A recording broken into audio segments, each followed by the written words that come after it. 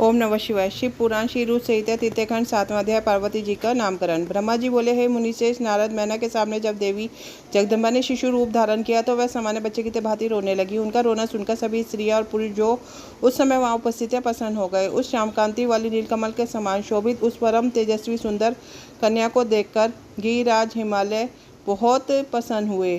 तब शुभ मुहूर्त में हिमालय ने अपनी पुत्री का नाम सामने रखने के बारे में सोचा। उस समय मैना और हिमालय बहुत पसंद थे।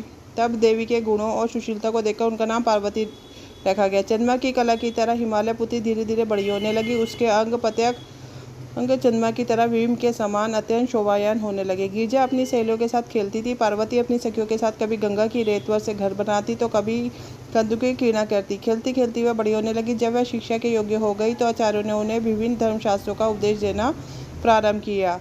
उससे उन्हें अपने पूर्व जन्म की सभी बातें स्मरण हो आई। मुने, इस प्रकार मैंने शिवा की लीला का वर्णन तुमसे किया है। इस समय की बात है, तुम शिवलीला से प्रेरित होकर हिमालय के घर गए। हे नारद, तुम शिव तत्व के ज्ञाता हो और उनकी विभिन्न लीलाओं को समझते हो। तुमने आया देखकर हिमालय मैना ने तुम्हें प्रसन्नतापूर्वक नमस्कार किया तथा खूब आदर सत्कार किया। तत्पश्चात हिमालय ने अपनी पुत्री पार्वती को बुलाया, उससे तुम्हारे चरणों में प्रणाम कराया। फिर स्वयं भी बार बार नमस्कार करने लगे और बोले, हे मुनियों में श्रेष्ठ नारद, हे ब्रह्मा पुत्र नारद, आप परम ज्ञानी हैं। आप सदैव सबका उपकार करते हैं। आप भूत भविष्य वर्तमान जानते हैं। आप परोपकारी और दयालु हैं। कृपया मेरी कन्या का भविष्य बताइए और मुझे यह भी बताइए कि मेरी बेटी किसकी सौभाग्यशाली पत्नी होगी। नारद, हिमालय के ऐसे प्रश्न सुनकर तुमने पार्वती का हाथ देखा और उसके मुखमंडल को देखकर कहना शुरू किया, है गिरिराज और मैना, आपकी यह पुत्री चंद्रमा की कला की तरह शोभित हो रही है। यह समस्त शुभ लक्षणों से युक्त है। इसका भाग्य बड़ा प्रबल है। यह अपने पति के लिए सुखदायिनी होगी, साथ ही अपने माता पिता के यश और कीर्ति को बढ़ाएगी। यह परम साध्वी और संसार की स्त्रियों में श्रेष्ठ होगी। इसका पति योगी, नग्न, निर्गुण, कामवासना से रहित, माता पिता से हीन, अभिमान से रहित, पवित्र एवं साधु वेशधारी होगा। इस बात को सुनकर मैना और हिमालय दोनों दुखी हो गए। पार्वती देवी सोचने लगी, मुनि नारद की बात हमेशा सत्य होती है। जो लक्षण नारद जी ने बताए हैं वह तो शिव जी में विद्वान है। भगवान शिव को अपना भावी पति मानकर पार्वती मन ही मन हर्ष से खिल उठी और शिव जी के चरणों का चिंतन करने लगी। तब हिमालय बड़े दुखी स्वर से बोले कि हे नारद, अपनी पुत्री के भावी पति के विषय में जानकर मैं बहुत दुखी हूँ। आप कृपया मेरे पुत्री को बचाने का कोई मार्ग सुझाइए। गिरिराज हिमालय के यह वचन सुनकर, नारद, तुमने कहा गिरिराज, मेरी कही कथा सर्वथा सच होगी, क्योंकि हाथ की रेखाएं ब्रह्मा जी द्वारा लिखी जाती है, कभी झूठ नहीं हो सकती है। इस रेखा का फल तो अवश्य मिला, किंतु ऐसा न होने पर भी पार्वती सुखपूर्व रहे। इस हेतु पार्वती का विवाह भगवान शिव से कर दे। भगवान शिव में ही यह सभी गुण है। महादेव में यह अशुभ लक्षण भी शुभ हो जाते हैं। इसलिए गिरिराज, तुम बिना विचार के अपनी कन्या का विवाह भगवान शिव से कर दो। वह सबके ईश्वर है तथा निर्विकार है, समर्थवान है और अविनाशी है, किंतु ऐसा होना इतना सरल नहीं है। पार्वती शिव विवाह तभी संभव हो सकता है जब किसी तरह भगवान शिव प्रसन्न हो जाए। भगवान शंकर को पसंद करने और वश में करने का सबसे सरल साधन उत्तम साधन है।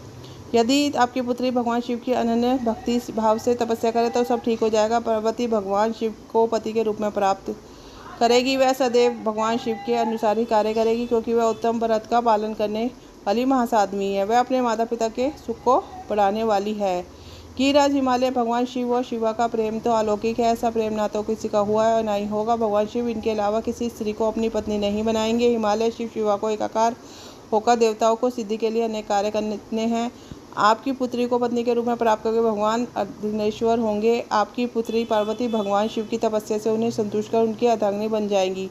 मुनि नारद, तुम्हारे इन वचनों को सुनकर हिमालय बोले, हे मुनिश्रेष्ठ नारद, भगवान शिव सभी प्रकार की इच्छाओं का त्याग करके अपने मन को संयम में रखकर नित्य तपस्या करते हैं। उनका ध्यान सदैव परब्रह्म में लगा रहता है। भला वह अपने मन को कैसे योग से हटाकर मोह माया के बंधनों में फंसने हेतु विवाह करेंगे।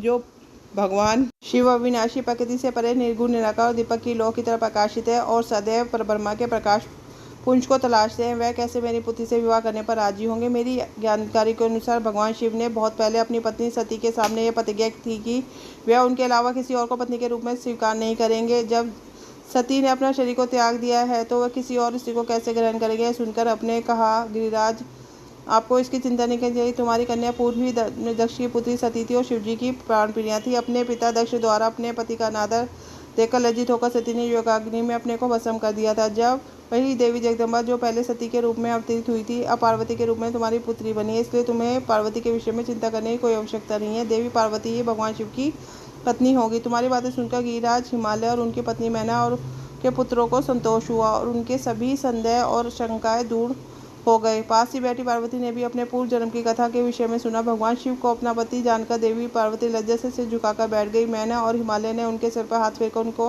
नेक प्रकार के आशीर्वाद दिए। तत्पश्चात पार्वती की तपस्या के विषय में बताकर नारद अब वहाँ से अंतर्ध्यान हो गए। आपके जाने के बाद मैना और हिमालय बहुत प्रसन्न हुए। इसी के साथ रुद्र संहिता का 3 खंड का 7वां अध्याय पूर्ण होता है। ओम नमो पार्वती पते नमः। हर हर महादेव।